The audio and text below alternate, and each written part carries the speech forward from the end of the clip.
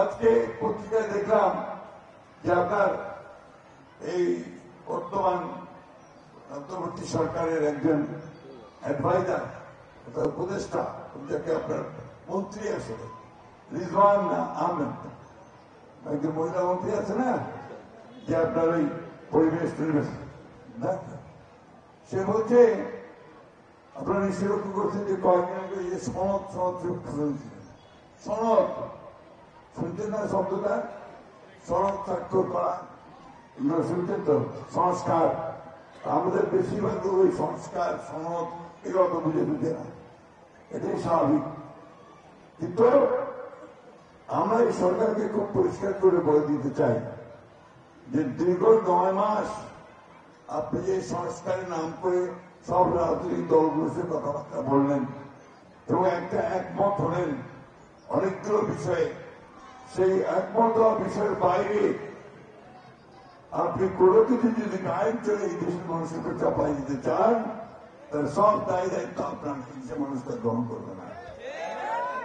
আমরা যদি একটা জোর করে এনে আমার পিয়ার চাপাই দেওয়া চাই, পিয়ার বুঝেন বলেন না ভাই, বুঝেন নাকি পিয়ার মহর বুঝুন, আমরাও বুঝি না ভাই।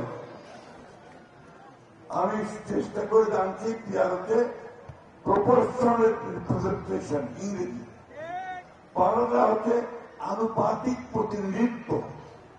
কি বুঝলেন? সত্যি কথা বলছি, আমরা এটার সঙ্গে সম্পর্কিত নই, এটা আমরা চিনি না। আমরা দীর্ঘকাল 100 বছর ধরে ভোট দিয়ে আসতেছি, ওর এমপি ক্যান্ডিডেট দাঁড়াবে, তাকে তার মার্কে দেখে আমি ভোট দেবো, তাই না? এটা তো হয়ে আসছে। কাউ দাঁড়িপাল্লা, কাউ নৌটাক তো নৌটাক, কাউ ধানের শীষ, তাই না? যাকে পছন্দ হবে তাকে ভোট দিব। ইংল্যান্ড চলছে না, ওইটা হবে না। আমরা দলকে ভোট দিব এবং সে দল ঠিক করবে কে এমপি হবে, কে এমপি হবে না। অর্থাৎ আপনি ভোট দিবেন এখানে, ঢাকায় ঠিক হবে যে আপনার এমপি কে হবে। এটা হইল আপনার ভোট পত্রে এখন আগিয়ে আছেন, এটা হ্যাঁ,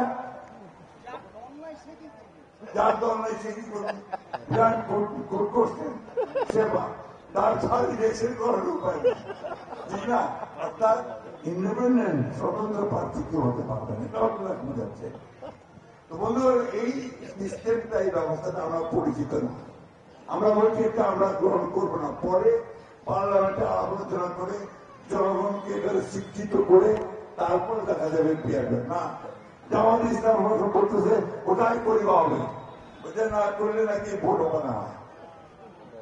ভাই ভোটকে তো ভয় পাচ্ছ কেন? কারণ তুমি জানো যে ভোট হলে তোমার অস্তিত্ব থাকবে না।